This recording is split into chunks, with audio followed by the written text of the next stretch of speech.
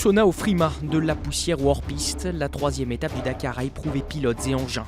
Les Toyota ont connu un jour noir, pas Stéphane Peterhansel qui s'est rappelé à nos bons souvenirs.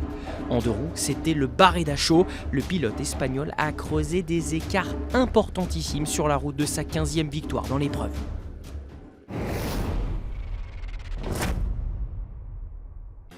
Il est 9h31 quand Sébastien Loeb lance une spéciale annoncée hostile aux 79 équipages.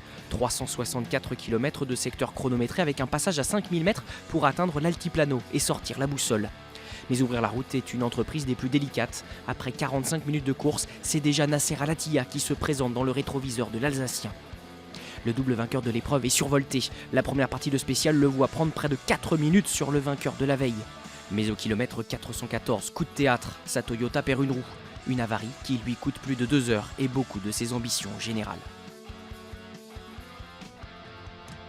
La journée a d'ailleurs viré au cauchemar pour les Hilux, Nani Roma et Giniel Devilliers ayant dû eux aussi s'arrêter en route, pas à cause de cette touchette, on vous rassure. Des avaries qui profitent en tout cas à Stéphane Peterhansel. Monsieur Dakar a retrouvé le rythme, déjà le plus rapide sur les premiers tronçons. Il profite à plein des soucis du Qatarien pour remporter sa 36e victoire d'étape en auto. Dans son sillage, la marque au lion fait le triplé grâce à Carlos Sainz et Sébastien Loeb qui conserve sa première place au général malgré ses quelques soucis de cap au départ. Entre changement de température et d'altitude, les expérimentés Mini Girvonen et Terranova ont su tirer leur épingle du jeu. 4e, c'est la place du Finlandais au général derrière les 3 héros du jour.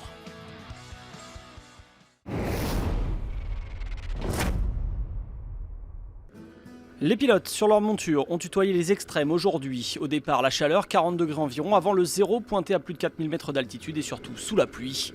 Un homme a fait parler la poudre vers San Salvador de Jujuy sur cette spéciale coupée en deux avec l'apparition des premiers hors-piste. Johan Barreda Bort a assommé la concurrence. Le pilote officiel Honda qui avait plus de 5 minutes de retard ce matin au départ a, dès le premier intermédiaire, mis près de 20 minutes à Toby Price, leader au général, qui ouvrait la route, 20 minutes sur 75 km. J'ai envie de garder la stratégie des premiers jours, contrôler mais aussi profiter des situations, attaquer et essayer de faire de mon mieux. Barreda Bort garde le rythme et maintient les écarts sur la deuxième partie de la spéciale avec les premiers reliefs qui apparaissent. L'Espagnol fait coup double, l'étape et le général. Les écarts sont abyssaux à l'arrivée. Toby Price a rivalisé sur la deuxième partie mais compte 22 minutes 50 de débours, il termine 8e. Sam Sunderland, premier rival aujourd'hui, finit à plus de 13 minutes. À noter la bonne tenue des Husqvarna avec Pierre-Alexandre Renet et Pablo Quintanilla, 3e et 4e. Au général, Barreda Bort possède plus de 10 minutes sur son plus proche poursuivant, Sunderland. Paulo Gonçalves est 3e.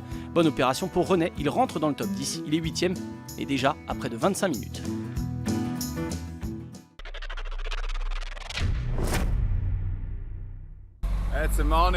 C'est le matin du deuxième jour, on est au bivouac des Malmoto. Il a fait super chaud la nuit dernière. Bon, je n'ai pas très bien dormi. On est aligné au départ de la deuxième étape. Ça y est, c'est pour maintenant. Il est encore très tôt, il y a beaucoup de motos et de tension.